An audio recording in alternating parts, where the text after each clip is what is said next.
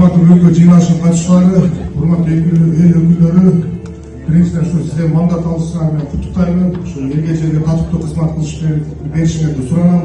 Талант Тургунович, Райымбек Сейдотманович, Айгүл Асанова, сиздерден суранабыз ушу жалпы биз телевизия улут экенбиз, телевизия улуу экенбиз да. Анан ушу када салтыбыз менен ушундай улут экенбиз, када салтыбыз менен ушундай башка улуттардын айырмачылыгы өзгөчө када салтыбыз менен улут экенбиз.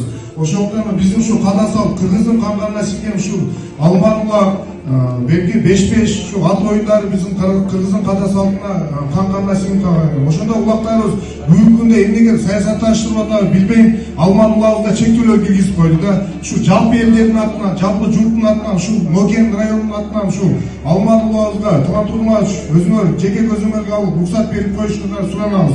Ушу Ноген ат баш жигиттери ушу кайрылууну сурам деле, мен өзүм 15 ай кеңештин төрагасы болом.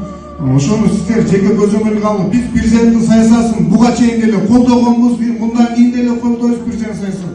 Эгер кимдир ушу Алмануларды саясий кырда упай топтоо максатында башка мукка бура турган болсо, биз аларга тикеден-тике каршы чыгабыз.